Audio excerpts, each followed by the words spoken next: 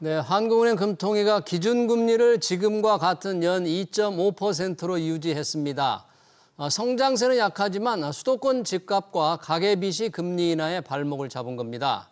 올해 경제 성장률은 0.1%포인트 높은 0.9%로 올렸습니다.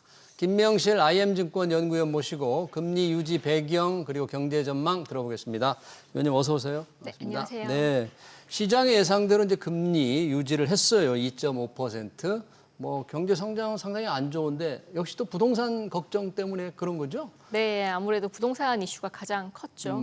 뭐 이번에 이제 금리 동결을 하면서 이제 수정 경제 전망 발표가 있었어요. 앞서 말씀 주신 것처럼 올해 경제 성장률 전망을 0.9%로 기존 대비해서는 0.1%포인트 인상을 했어요. 근데 뭐 이제 소비 쿠폰 지급하면서 내수 경기에 대해서 긍정적인 신호가 나타나다 보니 이런 부분들은 당연히 효과가 있을 건데 문제는 이제 내년도 성장률 전망치는 기존과 동일하게 1.6%로 유지를 했습니다. 올해만 0.1%포인트 올리고요. 네, 그리고 이제 추가적으로 여기에 관련돼서 이창용 한국은행 총재의 멘트에서는 뭐 당연히 올해는 0%대 성장률이다 보니까 뭐 이게 뭐 0.1% 올리긴 했지만 잠재 성장률 대비해서는 굉장히 낮은 거예요. 그렇죠. 0%대 성장률. 네. 뭐 송재님도 언급을 했지만 지금 미국이라든지 글로벌은 2% 성장을 가지고 있는데 국내가 0% 성장률은 충분히 지금 심각하게 고민을 해야 되는 부분이라고 말씀을 주셨고 내년도 1.6%라는 숫자도 결국에는 경로 자체는 상저하고겠죠. 상저하고요. 그렇죠. 네. 내년도 상반기까지는 적어도 경기가 불안한 움직임이 지속될 수밖에 없고 0%대가 분기별로도 계속 가겠죠. 이러한 부분들로 봤을 때는 시장에서는 금리 인하 사이클이 이번에는 동결했지만 한국은행 총재의 멘트로는 내년 상반기까지는 인하 사이클이 그대로 유지가 되겠다라는 예측으로 이어지고 있는 상황입니다. 그래서 뭐 올해 이제 10월 달이랑 11월 달 금통위가 남아 있습니다. 10월, 11월이요. 네, 9월은 금통위가 없고요. 네. 그러면 10월 달과 11월 달 둘 중에 한 번은 인하를 하겠죠. 그러면 기준금리는 2.50%에서 2.25%가 되는 거고 네. 상반기까지도 여전히 경기 둔화 사이클이 나온다라고 하고 한은도 통화 완화 정책을 지속하겠다는 걸 이번에 확인시켜줬으니까 내년도에 적어도 한 차례 정도는 추가 인하가 더 나올 수 있다는 겁니다. 내년에도요. 그래서 네. 뭐 최종적인 정책금리, 기준금리 수준은 국내는 2% 정도로 보는 것이 지금 시각에서는 조금 합리적이지 않냐라는 생각을 가지고 있고요. 그러면 이제 금통위가 10월, 11월 두 차례 중에서 한 번 정도 내린다면 지금 봐서는 이제 10월 정도에 낮출 가능성이 좀 훨씬 높은가요, 시장에서? 네, 맞습니다. 이제 오늘 금통위 금리 결정이랑 함께 3개월 포워드 가이던스 발표했죠. 3개월 금리 전망을요? 네, 그래서 금통위원들 6분이 투표를 하는데 5분의 금통위원이 인하. 그리고 한 분의 5분이? 금통위원이 동결을 이제 보팅을 하셨고요.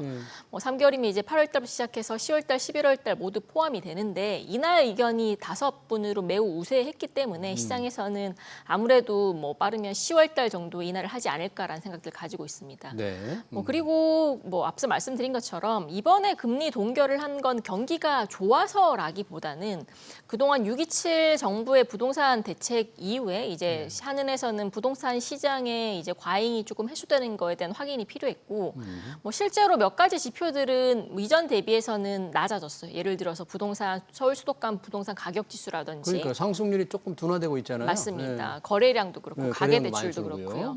근데 한 가지 한국은행의 눈에 뭐 소위 말해서 거슬렸던 부분은 시장의 심리인 거죠. 부동산 가격이 올라갈 것이라는 심리 지수 자체는 여전히 과도하다는 측면들이 있는 거죠. 네, 뭐 소위 말해서 이제 일반적으로 한국은행이 금리를 계속적으로 내릴 거니까 결국에는 돈이 풀려져서 부동산 쪽으로 가지 않을까, 서울 아파트 가격 올라가지 않을까 이런 심리들이 여전히 팽배해 있기 때문에 이번에 아마 워닝 차원에서 뭐 비록 인하를 하더라도 굉장히 합리적이었는데 저는 이제 동결을 선택함으로써 시장에 한 번 더 경고의 메시지를 날리지 않았을까라는 생각이 들고 있고요. 네. 여전히 부동산 서울 집값 상승이 지금 이어지고 있는 것에 대한 우려와 함께 가계빚도 항상 이 뭔가 소비를 억제하는 그런 부담 요인이어서 이번 금리 인하에 좀 발목을 잡은 요인이 됐다고 봐야 되겠죠. 그렇죠. 가계부채 문제가 뭐 결국에는 한국은행이 중요시하는 요인 물가 안정에 의해서 금융 안정에서 상당 부분을 차지하는 주요 변수기도 하고 뭐 결국에는 이제 금리를 내려서 소비를 촉진해서 경기 성장률을 불러일으켜야 되는 거 맞는데 뭐 다른 한편에서는 가계부채를 줄여서 일반 국민들이 가계부채를 갚는 데 쓰는 돈을 이제 뭐 투자라든지 소비라든지 이쪽으로 이연을 시키겠다라는 계획 그 큰 틀에서 봤을 때는 보면은 한국은행도 지금 상황에서는 아마 인하를 선택하는 것이 조금 합리적이지 않았을까라는 생각을 가지고 있고요. 그러네요. 지금 우리가 기준금리가 2.5%인데 늘 우리 한국은행 기준금리 결정할 때 이제 미국을 생각하지 않을 수가 없잖아요. 미국이 지금 금리가 4.5%, 2%포인트 차이인데 우리는 이번 금통위하고 10월 금통위가 있는데 미 연준의 금통위가 미 연준 기준금리 하는 FOMC죠. 다음 달에 있잖아요. 네, 9월 달에 있습니다. 어떻습니까? 기준 금리를 조금 낮출 거라는 전망이 조금 높아지고 있지 않습니까? 그렇죠. 이게 뭐 7월 FOMC 이후에는 시장에서는 9월에도 안 할 수 있을 것 같다라는 시각이 컸었어요. 왜냐하면 워낙 이제 조금 매파적 뭐 소위 말해서 이제 뭐 고용, 물가 다 중요하다, 불확실성 크다 이런 식의 파월 의장 발언이 많았기 때문에. 근데 아시겠지만 8월 말에 잭슨 홀 이후에 시장의 컨센서스가 확 바뀌었어요. 거기서 이제 고용 둔화가 확인이 된다라는 첫 번째 시그널을 줬었고 파월 의장이 두 번째로는 정책 금리의 그 이제 정책 기조에 대한 변경이 필요하고 연준 내에서도 이런 부분들을 고려하고 있다라는 직접적인 언급도 있었다는 거죠. 네. 그래서 이 두 가지 멘트가 이제 잭슨홀에서 나오면서 뭐 당시에 이제 직후에 9월달 금리나 확률은 선물 시장에서 80% 이상으로 증가했습니다. 80%네요. 네. 네, 맞습니다. 물론 이제 그 전에 고용 지표가 크게 한번 하향 조정되면서 시장에 1차 충격을 줬었는데 뒤이어서 나온 CPI랑 PPI가 약간 애매했어요. 이게 네. 뭐 서비스 관련된 물가들은 여전히 스티키했고 뭐 다행히 이제 관세발 물가 상승 압력은 없었지만 뭐 PPI는 여전히 높았고 이런 좀 엇갈리는 흐름들이 나오면서 시장이 조금 혼조세를 보였다면 네. 8월 잭슨홀이 아마 금리 인하에 대한 기대치 상승에 정점을 찍지 않았을까라고 생각을 하고 있고요. 네, 그러면 우리는 아까 예상하실 때 이제 금통위가 10월, 11월 중에서 한 차례 낮출 거라고 보는데 FOMC는 9월에 있고요. 또 지금 두 차례 이상 11월, 12월이 있는데 네, 있는데 한 차례 정도 인하가 될까요? 아니면 혹시 횟수는 몇 차례 정도 예상을 네, 하나요? 일단 저희는 9월 달 그리고 12월 달 두 차례 금리 인하를 예상을 하고 있고 12월하고요. 네, 연준이 이제 금리 인하 사이클을 재개한다는 측면에서는 9월 달 FOMC가 굉장히 의미가 있어요. 이제 다른 국가들 유로존도 금리 내리고 중국도 내리고 한국도 다 내렸는데 네. 그동안 연준은 물가, 고용 이런 것들에 대한 반복적인 언급을 하면서 금리를 못 내렸다는 거죠. 그럼 9월 달에 내리고 끝이냐? 이 부분은 아니라는 거고 뭐 이제 당연히 펀더멘털 측면에서도 고용이 둔화 사이클로 갈고 이제 관세발 충격의 물가 영향들이 생각보다는 크진 않았어요. 뭐 네. 기업들이 거의 다 코스트를 부담함에 따라서 뭐 이 두 가지의 기조가 크게 바뀌지만 않는다면 연준은 아마 이제 분기마다 한 차례 정도의 금리 인하를 연속적으로 하지 않을까 생각을 하고 있고 네. 저희도 올해는 2번, 내년도에도 최소 3번 정도의 금리 인하, 토탈 5번 정도의 금리 인하가 이번 사이클에서 나오지 않을까라고 생각을 하고 있습니다. 내년까지 5차례. 맞습니다. 네. 그러면 금리가 최종적으로 뭐 한 3.25% 상단 기준으로 보고 있고요. 네. 장기적으로 맞습니다. 내년까지 걸쳐서 5차례. 맞습니다. 상당히 채권 투자자들은 좀 깊이 생각을 해봐야 되겠네요. 금리가 이렇게 떨어질 가능성이 현재로서는 굉장히 높고 5차례 낮춘다. 근데 이게 제가 드리고 싶은 말씀은 당연히 기준금리를 내리면 채권 금리가 떨어지는 게 일반적이긴 해요. 네. 근데 이건 어디까지나 저희가 뭐 금리를 2년짜리 금리, 5년짜리 금리, 10년, 30년 여러 가지 만기의 금리가 있잖아요. 그렇죠. 통화 정책의 영향을 가장 많이 받는 섹터는 2년, 3년의 단기 채권 단기 금리입니다. 금리, 네. 단기 채권 금리. 근데 최근에 이제 미국 국채 금리의 흐름을 보면 네. 단기 금리는 이렇게 뭐 잭슨홀이라든지 9월달 FOMC 기대감 때문에 빠지는데 네. 장기 금리가 안 빠지고 있어요. 왜 그렇죠? 장기 일본도 마찬가지고 그건 재정에 대한 이슈예요. 재정 적자 맞습니다. 우려. 맞습니다.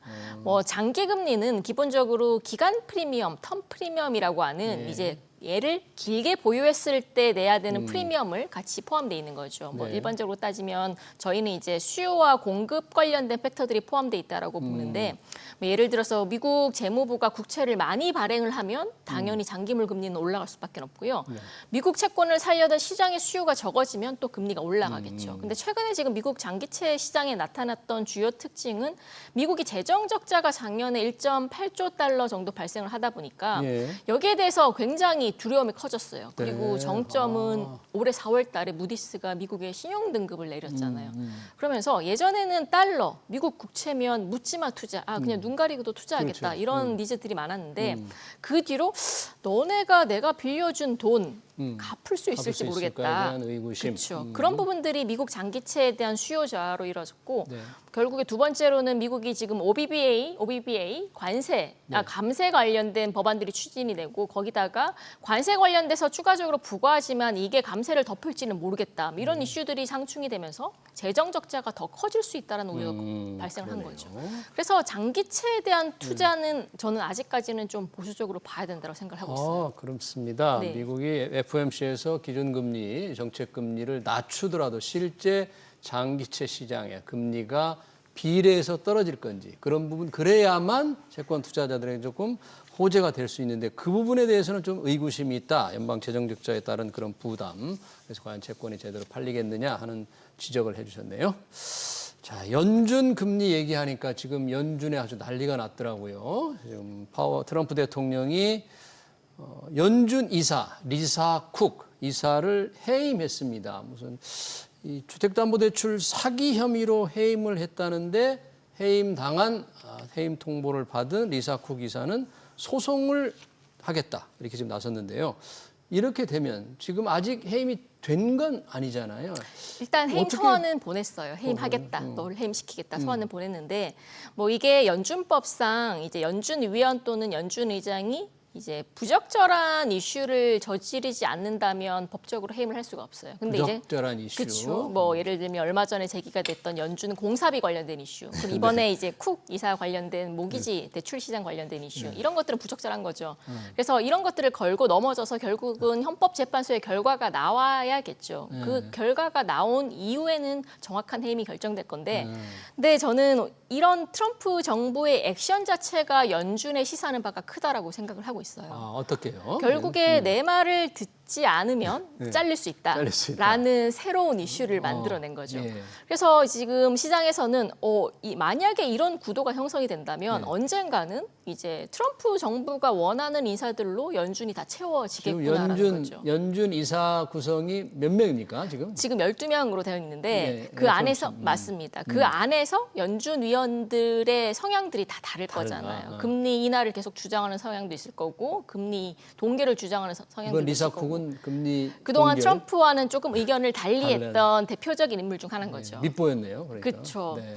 이게 사실상 연준의 독립성을 생각하면 있으면 안 되는 이슈긴 하잖아요. 근데 네. 이제 이번에는 뭐 워낙 다급했다 보니까 빨리 트럼프 정부는 금리가 내려가야 되는 걸 봐야 되고 재정 적자를 해소하기 위해서 그러다 보니까 연준에 대한 압박 강도가 이렇게 높아지고 있다라고 보시면 되실 것 같아요. 이렇게 연준을 압박하는 트럼프 대통령, 뭐 다른 나라와 전혀 다른 이런 분위기가 증시라든지 채권 시장에 실제 조금 안 좋은 영향을 미치고 있습니까? 어떠세요? 많이 미치고 있어요. 많이 있습니까? 이게 연준 그 리사 쿡 이사에 대해서 해임 통보를 하자마자 미국 장기채 금리가 톡 튀었어요. 장기채 금리가 결국에는 연준이 하는 역할은 그 나라의 고용과 물가에 대해서 최적의 밸런스를 맞추는 기준금리를 결정하는 역할이에요. 신뢰가 굉장히 높은 굉장히 중요한 역할을 하는 그렇죠. 건데 단순히 어느 정권과 아니면 어느 정책에 따라서 그게 좌지우지 될 수 있다라고 하면 거기에 대해서 신뢰도 저하가 나타날 수밖에 없는 거죠. 그래서 이런 모습들 때문에 미국 장기채 금리가 변동성이 확실히 커져버리는 모습들이 나타나고 있는 거고요. 예. 이게 장기적으로는 굉장히 안 좋은 이슈긴 안 해요. 좋은, 결국에 연준과 이제 재정 자체가 이렇게 계속 부딪히다 보면 뭐 시장에서는 예측하기 훨씬 더 어려운 변수들이 많을 수밖에 없고 이런 부분들은 가격의 불확실성으로 반영이 되기 때문에 네. 지금은 채권 시장이겠지만 나중에는 뭐 비트코인, 증시까지도 이런 불확실성이 확대될 수 있을 가능성도 있을 것 같아요. 네. 짧게 마지막에 우리 경제 성장률 아까 한국은행이 0.9%로 이제 0.1%포인트 올렸는데 뭐 2차 소비국은 풀리고 내수 좀 좋아진다고 하지만 이 수출의 영향 때문입니까? 0%대를 올해는 좀 회복하기가 어렵게 지금 예상이 되는 거죠. 네, 저도 이 숫자 오늘 딱 듣고 왜 0.1%를 올렸을까? 1도 아니고 굳이 0.1%를 일시적인 그 정부 쿠폰의 효과는 하느니 생각을 하는 거고 실제로 소비자 심리 지수도 지금 13개월 만에 최고치를 찍었잖아요. 근데 문제는 아까 말씀 주신 것처럼 관세. 이제 관세 8월 영향. 달부터 실효 관세율 15%가 적용이 됐을 때 수출이 어느 정도 망가질지는 아무도 몰라요. 그래서 선뜻 1%로 올리기에는 하는 자체에서도 부담 요인이 크지 않았을까 하는 생각을 들고 있고 네. 소비 쿠폰 자체도 되게 돈을 일시적으로 지어주는 거잖아요. 그렇죠. 네. 그러니까 일시적인 효과지 이게 지속성을 가지기는 굉장히 어려워요. 그렇죠. 네. 2차 이후에 3차, 4차, 뭐 10차 소기 폭풍 나오는 게 아니기 때문에 이런 부분 때문에 올해 성장률 자체가 1%를 넘어서기는 저도 어렵다라는 부분 공감을 하고 있고요. 네, 잘 들었습니다. 한국은행 금통위의 기준금리 유지 결정 배경과 향후 경제 전망까지 잘 들었습니다.